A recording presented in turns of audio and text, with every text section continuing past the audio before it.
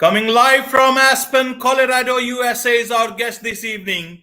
Welcome to this very special edition of the KJ Masterclass Live, the show which ensures that you profit from your time spent here with experts, either through the industry insights, information, or simply learning from them. And today we have Nancy Pickard, author and certified coach, and we'll be talking to one on how can someone move beyond their fears and embrace the life that they want to. Welcome to the show, Nancy. Thanks, AJ. Thank you for inviting me.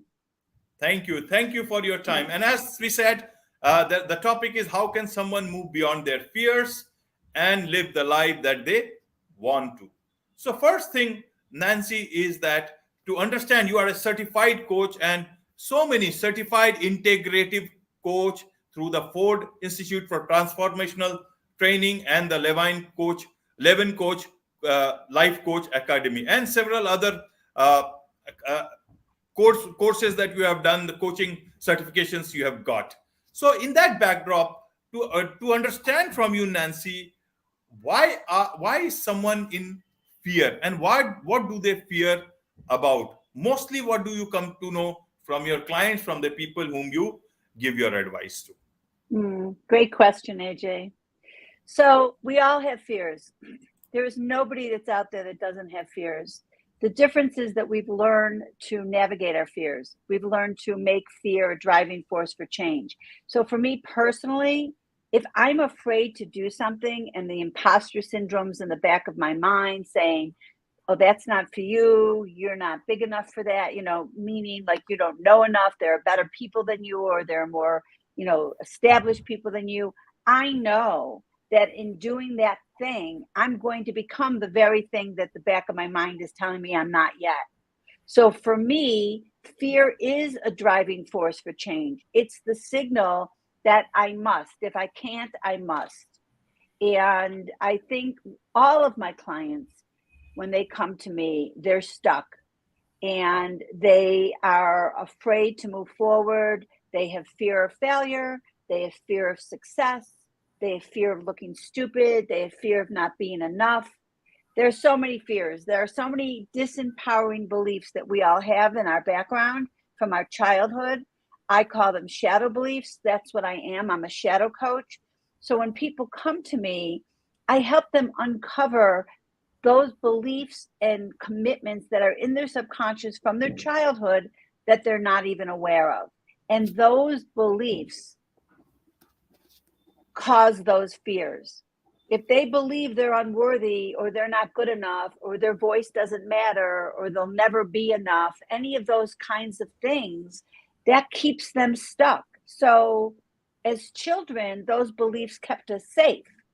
But as adults, they stopped keeping us safe and they keep us closed in. They keep us afraid to move forward. Right, Nancy, right.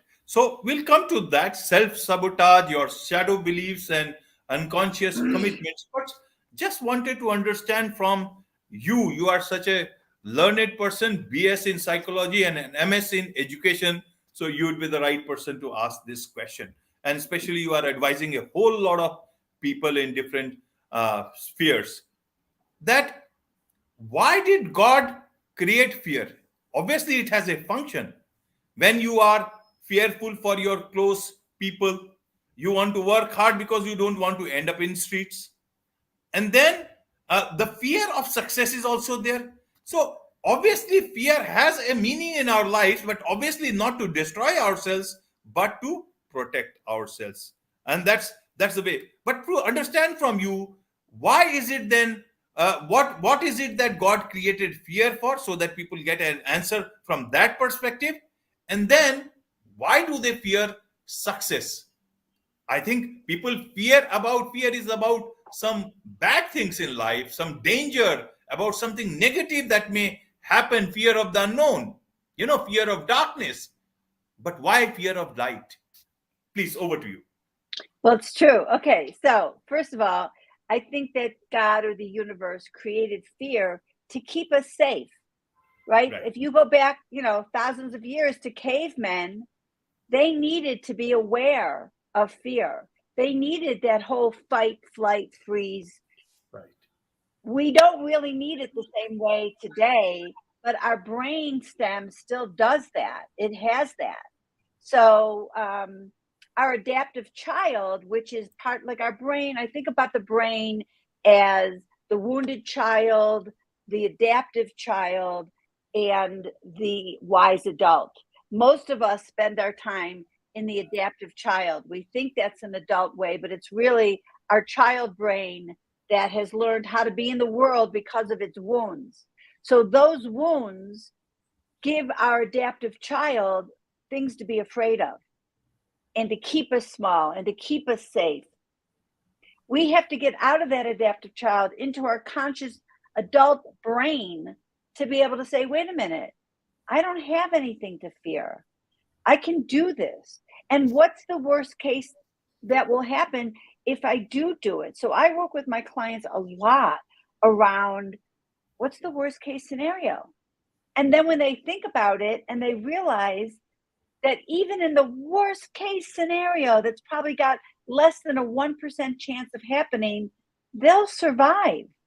And so even that little exercise generally calms down that adaptive child brain and allows them to say, oh yeah, I won't be on the street. And even if I am on the street, I have people to go to. I mean, when you talk it through, your conscious, wise adult brain will be able to let you move forward. And so the fears are real. Like I want to know that I shouldn't walk down a dark alley in a bad neighborhood. I want that fear. I want like the, something in the back of my head to go like, oh, I don't think that's safe for you. You want those fears. We're not trying to, we can't be mindless in life and think that there's nothing to be afraid of. That being said, fear of success and fear of failure and fear of looking stupid, like in my mind, if you're sitting on the couch and you're not moving forward, aren't you already feeling stupid? Aren't you already feeling like you're a failure? To me, non-movement is the biggest failure in life. I truly believe giving into your fears, it's basically like being constipated in your life. To me, that's a sin. It's just closing off your life. And if listeners have that going on for them, they need to get a coach, or they need to read my book, and they could do it. They may be able to do it on their own, but they need support. Everyone needs support to learn this, to learn how to move forward with fear, how to recognize that the universe has your back. And so that everything that happens, it happens for you. It doesn't happen to you. I mean, it happens to you, but it really happens for you. So for me, anytime I'm unsuccessful, anytime I fail, anytime I fall on my face, I use it as a stepping stone for success. Okay, let's look at this. What did I do right? What did I do wrong? What could I do better? Is it within my power to change, or do I need to get somebody who's better at this than me to give me some help? What do I need to do? Don't just like take your toys and go home. Use it to motivate you. Take a moment, a day, whatever you need to feel bad that you didn't get the results that you wanted to get, but don't let it stop you. Use it. That's the driving force to get you to do something better and different. Okay, Nancy. So it means fear works through your brain, your being.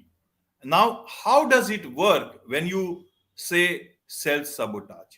You fear success. You start suffering from imposter syndrome, as they say. Now we got our brains, our minds. We also got our subconscious.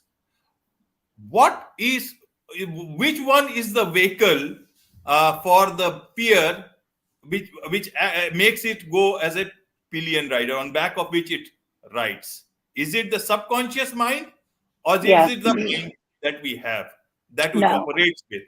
no, it's our subconscious mind that holds all of our disempowering beliefs and holds all the fears and the underlying commitments. Our conscious adult mind is being ruled by that other mind. So you have to get out of it, get into your conscious, wise adult brain so you can move forward. And I didn't answer your question before. The reason why people fear success is they think that people won't like them, their whole life will change, they may lose their family and their friends. There's all reasons why they fear success. They also don't want to look stupid. Or I've had clients who have had amazing success and they're afraid to try something else. It's like they're a one-trick pony and they're afraid to find out that that's the truth, that they only had one big hit in them. And so they're afraid to move forward. And then fear of failure is that they don't want to look stupid. They don't want to put themselves out there. Vulnerability is very hard for everybody, more men than women. But basically, they don't want to put themselves out there and then be naked and not be successful. That to them, that feels more painful than just not trying at all. Okay, so they let themselves go on an autopilot. Let life take them where it takes them. Does it work like that? Yeah. Well, when you're in autopilot, listen, we're all in autopilot. I mean, I couldn't breathe, I couldn't ski, I couldn't ride a bike, I couldn't drive a car if that part of my brain wasn't working on its own. That's again, I guess, the subconscious which keeps you on the autopilot, or is it the brain working all the time? Yeah, it's a part of our brain. It's a part of our brain. It's the autonomic system that lets you do all those things. I'm talking about emotional autopilot. I'm not happy. I don't know why I'm not happy. I just go along to get along. I'm a people pleaser. I'm a conflict avoider. I get up every day. I do the same thing. I eventually go to a coach because I'm not happy, or there's a big discrepancy between what I say I want and what I'm getting. But I'm just my life is just running on autopilot that I'm not aware. So I need to help you stop, break that down, start asking yourself, what do I want? What do I need? What's the most loving thing I can do for myself today? Where am I on autopilot? What are my misery stabilizers? Am I drinking too much? Am I shopping too much? Am I exercising too much? Am I binge watching TV too much? We all do those things. We numb out. And when you numb out too long and too often, life just passes you by. But these are all, if you watch too much of TV, you be happy, then you realize that you have wasted some time, you come back to normal. But why is it that it continues and leads you to repent that those moments when you were happy and then you feel sad? Obviously, you are not watching TV all through your life, then you are stupid. Then you need to remain stupid all through your life. Why is it that it leads to not getting that stupidity out of your head and understanding and getting your mind work in time? Why is it that it leads to repenting or feeling that you have wasted your time and that you are not happy about your life? Why that change of track there? Well, I think things are balanced, and that over here you're numbing out. You're watching something, you're drinking, you're eating, you're watching TV, whatever you're doing, it's a misery stabilizer. It's numbing you out. But then inside, your negative self-talk is, what the hell? Like, what are you doing? Why aren't you doing something? So you use it to beat yourself up.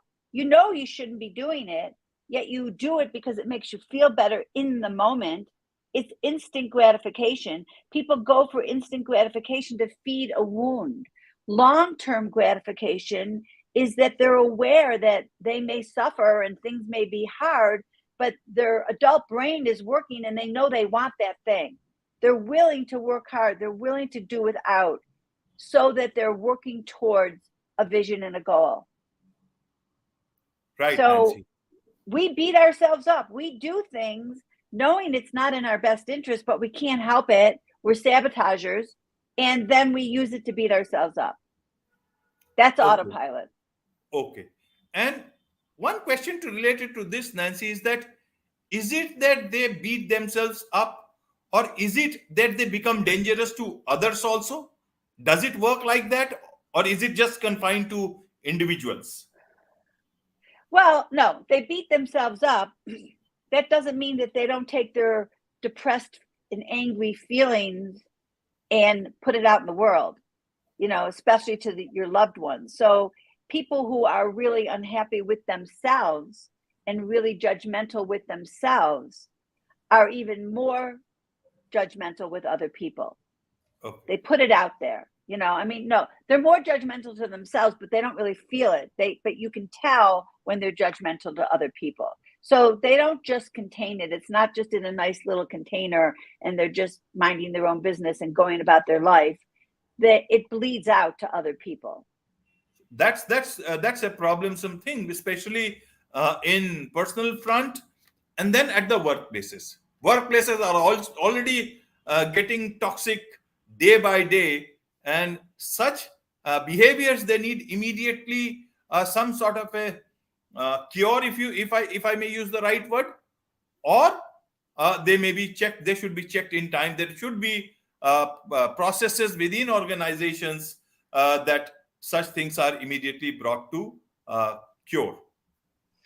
I agree. But also people who are depressed or angry, they do it at home. They don't do it as often at work because the consequences of bad behavior at work is way bigger than the consequences in the short term at home. So they can function all day at work and come home and sit on the couch and be withdrawn and not share and not talk and be miserable and be depressed because at home they can let it all out. But it can break relationship. That's a big thing to lose. Well, Even eventually it does. bigger loss than a work, than in a job or something. Yes, eventually it ruins the relationship, but it takes a long time. At work, it's like an instant. It could really affect them, so they don't see that, and then they don't do anything about it until their wife like drags them into therapy, and then you get to show and see that, wow, I really have been disrespecting my relationship. I have not been relational. I've been very withdrawn. So it takes longer to see those effects, and they don't think the consequences are so strong, but they are, obviously. Okay. So now let's look at solutions, because that's what people look at. We can keep on discussing about the negatives, and our whole life can be spent in that. But solutions will certainly give a better turn towards anybody who Yeah. has any of these problems. Yeah. Now, firstly, let's start from this. How does a person know that he or she needs help, and how do people who are close, especially in personal relationships, they understand that it's not a normal behavioral sort of a thing, and that the person needs help?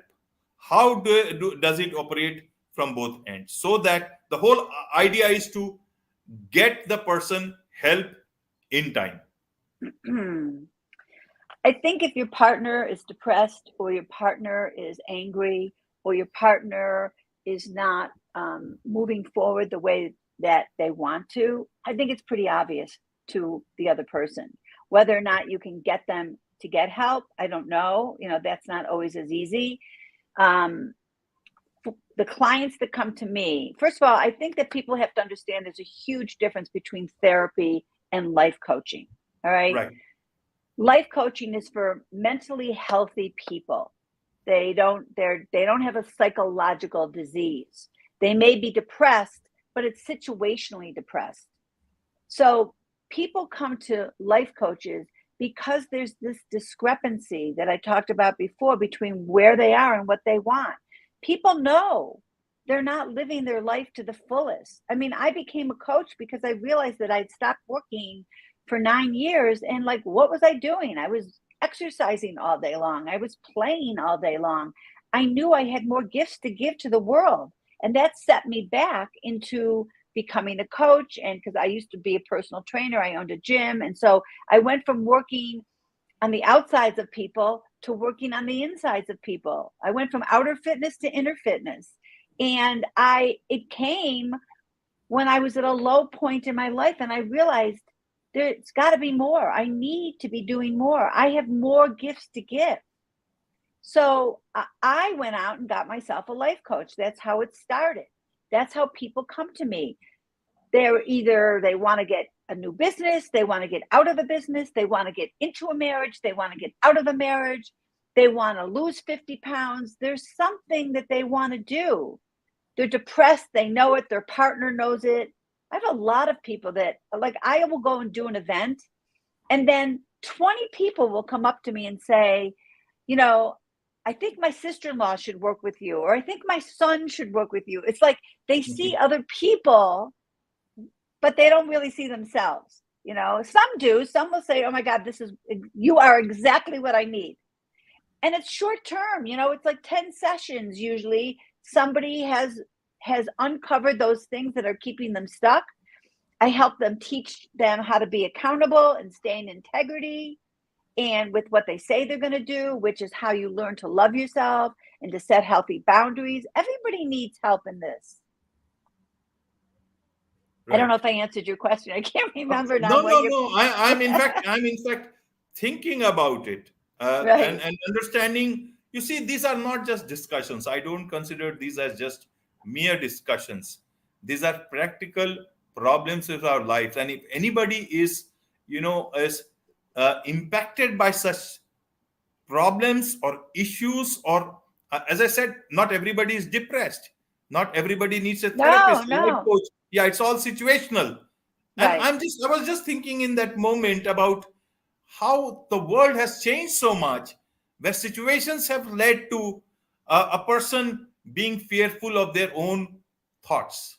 So many thoughts go into their own mind, and normally such thoughts are, to travel inside of yourself and discover yourself to the betterment, but somehow it is all turned towards negative towards it. But let's look at the solution, as I said, and you talk of using fear as a driving force for change. Right. How does one do that? Let's use fear as a friend and as a driving force for change. Let's move our discussion towards that. Okay. So the way you make changes in your life and the way you learn to trust and love yourself is to take very small steps outside your comfort zone, one step at a time, to prove to yourself that you can do hard things, you can do things you're afraid to do, and then you can see, oh, look, I took this one little step and God didn't strike me down. I'm still here. I'm not out on the street. Okay, let me take a second step. And let me share my vision and goal with somebody else, because then that makes it more alive. Let me put it down on paper. Now it's like a map. And then for me, when I help my clients start with vision and goals, I tell them that it's like your vision is like a target. And as long as you take a bow and arrow, and as long as you stay on the trajectory of that bullseye, you'll get there. So every choice a person makes is in their responsibility, and every choice matters. If you want to know what your life is going to look like, AJ, 10 years from now, use the crystal ball of the choices you're making today. That will tell you and my clients and your listeners where they're going. So that's the first thing.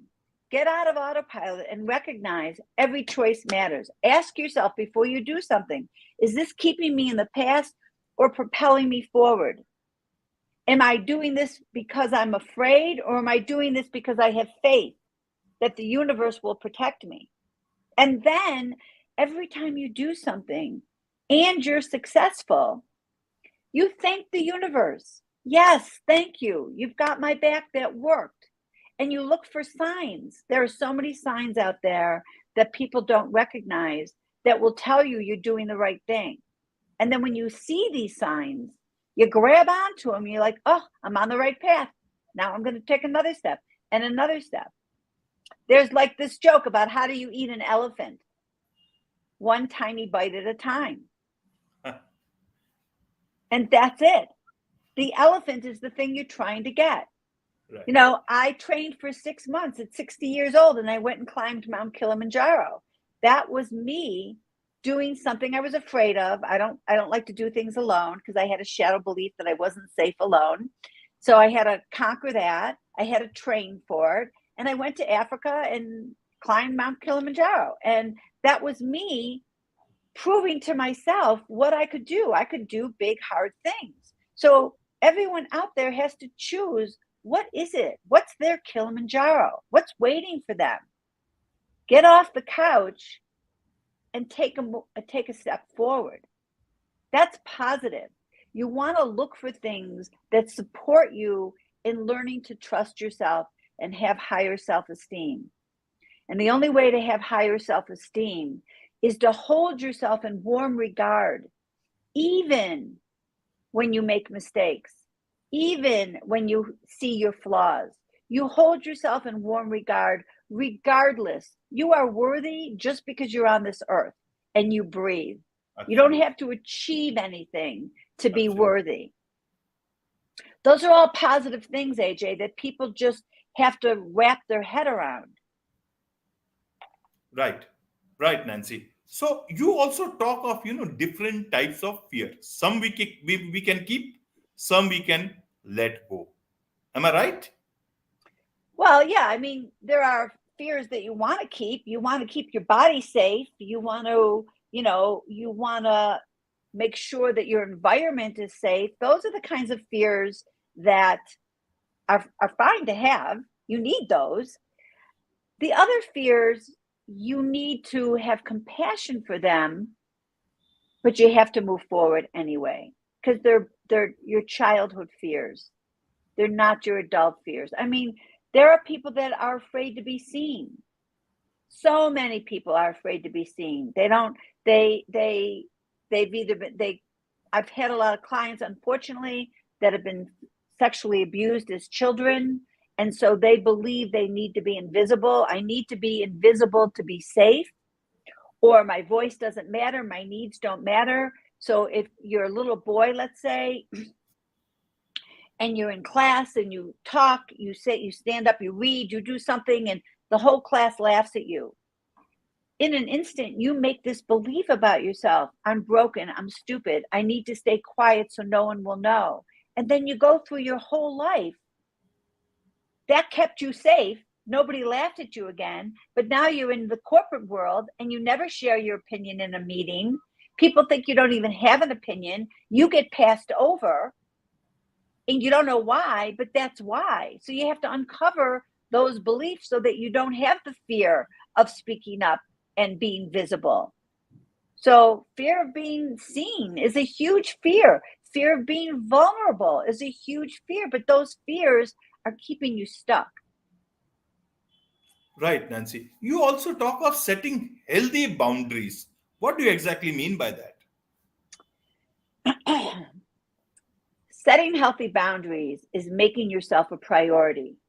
So instead of thinking that making yourself a priority is selfish and that you really want to be selfless, you don't want to be selfless. You disappear when you're selfless. So setting healthy boundaries is looking to see what's making you angry, what's frustrating you, what are you guilty about? Are you saying yes to things that you really want to say no? Are you twisting yourself up in a pretzel to be digestible to other people? All of these things, and I'm sure the listeners are sitting there saying, yep, that's me. You have to learn how to ask for what you want and make your needs a priority, because people are not mind readers. I have clients that will say, oh, if he loves me, he would know what I need. No, that's not true. You have to state your needs. First of all, you have to figure out what your needs are. You're so busy taking care of other people's needs, you may not even know what your needs are. And what happens is that you stuff your needs down and you stuff them down, and then all of a sudden you explode, totally inappropriate for the situation, people are looking at you like, where did that come from?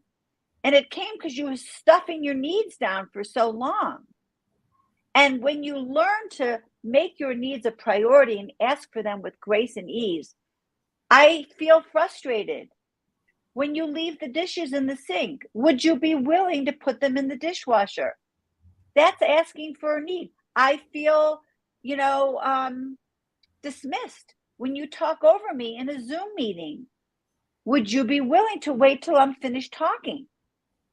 These are stating your needs in grace and ease. You're not making the other person wrong. You're saying, this is how I feel. I feel X. When you do Y, would you be willing to do Z? And then if they don't do it, because they don't always do it, even if they say they will, your next plan B is, in order to honor and respect myself, the next time you talk over me in a meeting, in front of the whole group, I'm just going to say, I'm sorry, I wasn't done speaking. Or I have a lot of clients who don't want their husbands drinking more than 2 drinks because they become like angry and weird personalities. And so the next time, I feel frustrated or angry when you have more than 2 drinks. Would you be willing to stop at 2 drinks? In order to honor and respect myself, the next time you go beyond that, I'm going to sleep alone in the guest room, or I'm going to sleep alone in the bedroom, or I'm going to leave the house, or I'm going to walk away at the restaurant. All of these things people are afraid to do. It's hard to set boundaries. You think the other person's going to be angry, or they're not going to do what you want, or you're going to make an ultimatum, and then where are you? You have to care enough about yourself to recognize that the short-term discomfort of stating your needs is so much better than your long-term discomfort of staying with the issue. Great. You have answered a lot of questions for a lot of people, Nancy, and I'm sure they would want to know more, because in a show, you can only learn as much as this. Beyond that, they have to connect with you directly and also perhaps read your book. So coming to your book, Bigger, Better, Braver, Conquer Your Fears, Embrace Your Courage, Transform Your Life. What is this book about? My book is actually a step-by-step, just like my coaching is. So I start with vision and goals. What is it you really want? Like, what is your Kilimanjaro? What do you want to work on in these 10 chapters? So you pick a goal, and then I help you with, I have exercises and conversations, and I use all my clients and my own life as examples so that you really understand what I'm talking about. And then I do internal processes just like I do with my clients to help you uncover your shadow beliefs, your disempowered beliefs, your unconscious commitments, everything that's keeping you playing small. I talk to you about having a growth mindset. I talk to you about putting your faith in your faith and not in your fear. It's a step-by-step book on how to do it for those who aren't ready to hire a coach or don't want to spend the money on hiring a coach. So it's a great thing to do on your own. It's a great thing to do with an accountability partner. The two of you can do it together. You can support each other. You can say what you're going to do, so it's out there and somebody else is going to help you hold yourself accountable.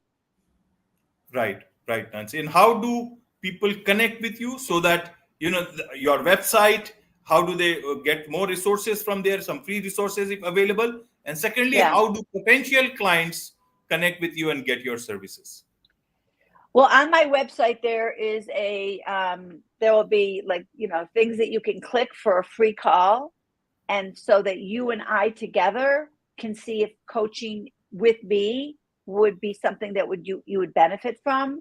And so that's a great place to start. I have a free chapter of my book. I have a few freebies on there that you should have also. If you don't, I'll send them to you. And that's the way to go. Nancy Pickard, lifecoach.com is my website. Nancy Pickard Life Coach is Facebook, Instagram. You can reach me, LinkedIn. You can DM me or email me anywhere. And I'm very available. Right. Thank you so much, Nancy, for all your great piece of advice. and a lot of learned advice. In fact, you are such a learned person, BS in psychology and an MS in education. You are an author, certified coach, and especially certified integrative coach. That makes a whole lot of speciality, brings a speciality to this whole advisory session from you. Thank you once again. Thanks a lot. Thanks, AJ.